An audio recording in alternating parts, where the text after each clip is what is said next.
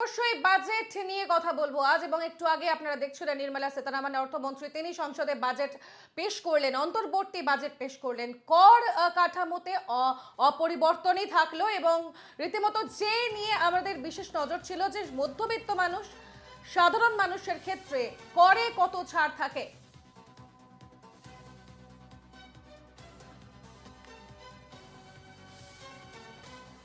আমরা এই মুহূর্তে চলে যাব, আমাদের সঙ্গে রয়েছেন টেলিফোন লাইনে আমাদের এক্সিকিউটিভ এডিটর রজত শুভ্র মুখোটি। রজত শুভ্র বাবু আমাদের সঙ্গে রয়েছেন। রজত, যে বিষয় নিয়ে আমাদের মূলত নজর ছিল যে আজকের এই অন্তর্বর্তী বাজেটে সাধারণ মানুষ বা মধ্যবিত্তের জন্য কি কি বিষয় তুলে আনতে চলেছে কেন্দ্র সরকার, সেই কর অর্থাৎ করে ছাড় থাকে কিনা, ঋণ মুকুব হয় কিনা, বিভিন্ন বিষয়। কিন্তু আমরা দেখলাম আজ নির্মলা সীতারামন তার অন্তর্বর্তী বাজেটে পরিষ্কার বললেন কর কাঠামোতে একেবারেই অপরিবর্তন, সেখানে কোনো পরিবর্তন নেই।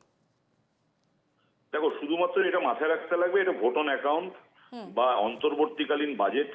আর 2 মাসের মধ্যেই দেশের লোকসভা নির্বাচন আছে।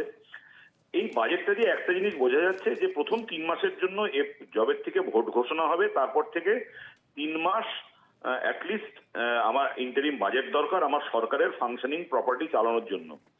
কিন্তু ইন্টারিম বাজেটেই কিন্তু বোঝা যায় যে একটা সরকার কি মনে করছে, যে আগামী ভোটে তাদের পারফরমেন্স কি হবে, এবং সেই অনুযায়ী তারা বাজেটের একটা দিশা দেয়, যেই দিশা দিয়ে সাধারণ মানুষ বুঝতে পারে যে সরকার কিভাবে গোটা বিষয়টাকে দেখতে চাইছে। এই ইন্টারিম বাজেটে আজকে দাঁড়িয়ে শুধুমাত্র কর কাঠামো অপরিবর্তিত রেখে এই ইন্টারিম বাজেটকে ব্যাখ্যা করাটা ঠিক হবে না। আমরা যেভাবে দেখতে পাচ্ছি যে মূলত সীতারামনের বাজেট বক্তৃতা থেকে একটা জিনিস বোঝা গেল, তিনি বা তার দল এ ব্যাপারে 100% আশাবাদী বা তারা কনফিডেন্ট যে আগামী লোকসভা নির্বাচনে তারা ব্যাপক ভোটে জয়লাভ করবে। এটা কিন্তু তার বাজেট বক্তৃতায় তিনি যেভাবে পেশ করলেন তাতে এটা একদম স্পষ্ট হয়ে গেল। এবং যখন কোনো সরকার জেনে যায় যে আগামী দিনে তারা ব্যাপকভাবে ভোটে জয়লাভ করছে, তখন কিন্তু তারা সাধারণ মানুষের জন্য প্রচুর সোর্স বা প্রচুর সুযোগ সুবিধা দেওয়ার প্রয়োজনীয়তা ঠিক ততটা মনে করেন না। কারণ তারা যদি বোঝেন যে তারা ভোটে হারছেন বা ভোটে হেরে যেতে পারেন, তখনই কিন্তু তারা বিভিন্ন অতিরিক্ত সুযোগ সুবিধা তারা সাধারণ মানুষকে দিতে চায় বা দেশের নাগরিকদের দিতে চায়। এক্ষেত্রে কিন্তু তারা সেই পথে গেলেন না, কারণ যেটা আমি বললাম যে তারা কনফিডেন্ট যে 2024 সালের ভোটে তারা ব্যাপকভাবে জয়লাভ করবেন। এটা যেহেতু তিনি বলছেন, যেহেতু তাদের সরকার মনে করছে, তাই তারা ফিল করছেন না যে কোনো এক্সট্রা সুযোগ সুবিধা সাধারণ মানুষকে দেওয়া হোক। ঠিক এই কারণ থেকেই কিন্তু আমরা দেখলাম যে ডাইরেক্ট এবং ইনডাইরেক্ট ট্যাক্সের যে বিভিন্ন রেট, প্রত্যক্ষ এবং পরোক্ষ করের যে বিভিন্ন রেট, তাতে কোনো পরিবর্তন আনা হলো না।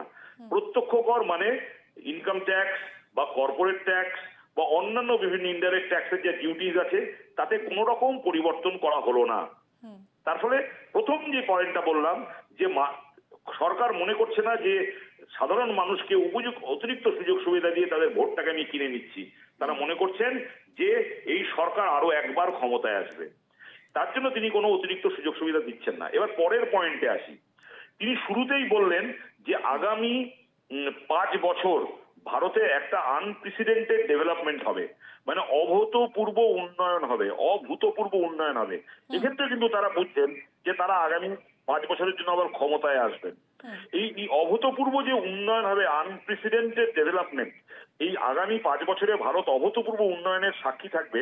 তাতে তার চারটে কিন্তু তার মূল মূল যে আধান, তার উপর তিনি গুরুত্ব দিচ্ছেন। কি কি? 1 নম্বর বলা হচ্ছে গরিব, 2 নম্বর বলা হচ্ছে কৃষক, 3 নম্বর বলা হচ্ছে নারী শক্তি, এবং 4 নম্বর হচ্ছে যুব শক্তি। অর্থাৎ তিনি কিন্তু ভোটের এজেন্ডা তৈরি করে দিলেন, যে এতে দাঁড়িয়ে স্পষ্ট বোঝা যাচ্ছে যে আগামী 5 বছরে এই সরকার, তারা যখন বুঝেই গেছে যে অভূতপূর্ব উন্নয়ন হবে, মানে তারা আবার ক্ষমতায় আসবে, এবং এই অভূতপূর্ব উন্নয়নে আগামী 5 বছরে তারা কাকে শরিক করতে চান? গরিব মানুষকে, কৃষকদের, নারী শক্তিকে এবং যুব শক্তিকে। এবং এই জায়গায় যদি আমরা একটু ভিতরে ঢোকার চেষ্টা করি, তাহলে আমরা বুঝতে পারবো তিনি বলছেন যে ইনক্লুসিভনেস, অর্থাৎ সবকা সাথ সবকা বিকাশ, সবার উন্নয়ন হবে, গরিবের ক্ষমতায়ন আমাদের লক্ষ্য হবে, এবং আমাদের আলটিমেট টার্গেট কি? 2047 সাল, যেটা আমাদের স্বাধীনতার 100 বছর, তাতে বিকশিত ভারত তৈরি করা। মানে রজতদা, তাহলে সেটা ডেভেলপ কি করে সম্ভব যেখানে কর কাঠামোতে কোনো পরিবর্তন নেই, একেবারে অপরিবর্তিত যা ছিল তাই রয়েছে, সেখানে দাঁড়িয়ে তাহলে সাধারণ মানুষের জন্য কি ভাবলেন তারা?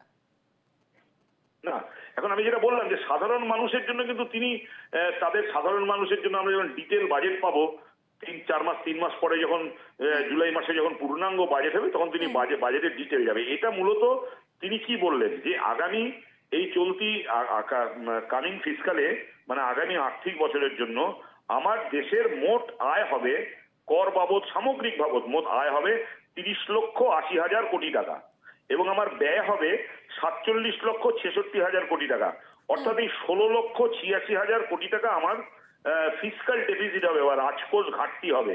এই রাজকোষ ঘাটতিটাকে আমাদের কমানো এখন ওনার টার্গেট। কিন্তু তুমি যেটা বলছো যে সাধারণ মানুষ কি পাবে, উনি তো এটা ক্যাটেগরিক্যালি বারবার বলে দিচ্ছেন যে গত 10 বছরে মানুষের ভারতের গড় আয় বেড়েছে 50%। একেবারে জিএসটি রজতদা, বেশ বেশ রজতদা, আমাদের সঙ্গে থাকো, আমি আবারও তোমার কাছে ফিরছি, তবে এই মুহূর্তে সরাসরি চলে যাব সাংবাদিক এক বৈঠক করছে সিআইআই, আমরা চলে যাব সেই দিকে, নজর রাখবো। This means that this, in spite of being an election year, the government will not do irresponsible spending. It will keep within limits, and the such an announcement of keeping the fiscal deficit contained to 5.1 will send very strong signals to the market, and hopefully that will encourage private investment to resume.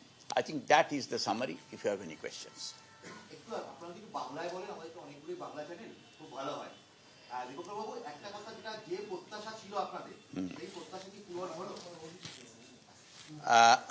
বাংলায় আমি একটু বলে দিচ্ছি যে অর্থমন্ত্রী তো বলেছিলেন যে এই ভোট অন অ্যাকাউন্টের যে স্টেটমেন্ট উনি করবেন তাতে বেসিক্যালি খরচার স্যাংশন ছাড়া আর কিছু উনি চাইবেন না, কিন্তু উনি আমাদের অনেক বেশি দিয়েছেন।